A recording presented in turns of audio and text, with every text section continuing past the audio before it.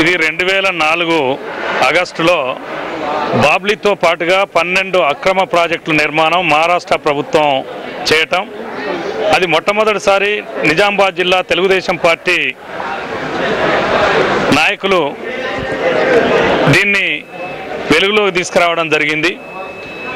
తీసుకురావడమే కాకుండా రాష్ట్ర పార్టీ అధ్యక్షుడు ప్రతిపక్ష నేత నారా చంద్రబాబు నాయుడు గారు 2004 నుండి 2008 వరకు అనేక ఉద్యమాలను చేపట్టడం జరిగింది. దీనికి బాబ్లీ ప్రాజెక్టు విజిట్ చేయడం, బాబ్లీ ప్రాజెక్టు చూడటానికి వెళ్ళిన తెలుగుదేశం పార్టీ నాయకుల మీద మహారాష్ట్ర పోలీసులు తెలంగాణ ప్రాంతంలో నిజామాబాద్ జిల్లాకు వచ్చి ఆంధ్ర రాష్ట్ర భూభాగంలో రజాకాలను మర్పించే విధంగా దాడులు చేయడమే కాకుండా తలకాయలు, కాళ్ళు, చేతులు విరగడం కూడా జరిగింది. అప్పుడు జానారెడ్డి గారికి, హోంమంత్రి గారికి మహారాష్ట్ర పోలీసులు ఆంధ్రప్రదేశ్ భూభాగంలోకి వచ్చి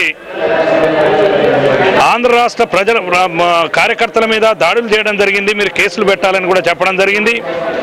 అయినా ఇప్పటి వరకు దాని మీద ఏమాత్రం కూడా చర్యలు తీసుకోకపోవడం, ముఖ్యమంత్రి గారికి అనేక సందర్భాల్లో అక్కడ జరిగే ప్రాజెక్టులు బాబ్లీతో పాటుగా 12 ప్రాజెక్టుల నిర్మాణం విషయంలో ఈ ప్రాజెక్టుల నిర్మాణం జరిగితే ఎస్ఆర్ఎస్పి పోచంపాడు ప్రాజెక్టు కింద 18 లక్షల ఎకరాల ఆయకట్టు ప్రశ్నార్థకంగా మారే పరిస్థితుంది. మీరు 1,00,000 కోట్ల రూపాయలతో 1 కోటి ఎకరాలకు నీళ్ళు ఇస్తామని చాలా మాటలు చెప్తున్నారు. ఇది 10 జిల్లాలకు సంబంధించిన తెలంగాణ ప్రాంతంలో అతిపెద్ద ప్రాజెక్టు. గోదావరి నికర జలాలు 1400 టీఎంసీ వాడుకునే అవకాశం ఉంది. స్వతంత్రం వచ్చిన తర్వాత ప్రాజెక్టు 1964లో ఈ ప్రాజెక్టును ఎస్ఆర్ఎస్పి ప్రాజెక్టును మొదలు పెట్టడం జరిగింది. 18 లక్షల ఆయకట్టులో 44 సంవత్సరాల తర్వాత కూడా 10 లక్షల ఆయకట్టు మాత్రమే సేద్యంలోకి వచ్చింది. ఇంకా 8 లక్షల ఆయకట్టు సేద్యంలోకి రావాలి. అంటే ఫ్లడ్ ఫ్లో కెనాల్ ద్వారా 2,20,000 ఎకరాలు కానీ 4,40,000 ఎకరాలు రెండవ దశ పోచంపాడు రెండవ దశ కింద కానీ. గతంలో మీరు ఢిల్లీ వెళ్ళి ఆందోళన చేశారు, అయినా ఏం ఫలితం కనిపించట్లేదు. మరోసారి మీరు ఢిల్లీ వెళ్తున్నారు, ఎన్నికలు దృష్టిలో పెట్టుకుని విపక్షాలు రాద్ధాంతం చేస్తున్నాయని చెప్పిన అధికార పక్షం ఆరోపిస్తుంది, మీరేమంటారు? దీని మీద ఇది కావాలని ఎదురుదాడి చేసే కార్యక్రమం తప్ప మేము చెప్పిన విషయం ఈరోజు చెప్పేది కాదు.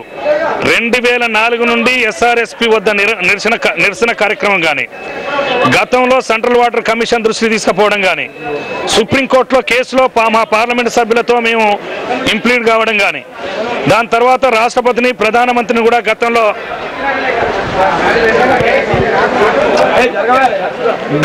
కలవడం జరిగింది.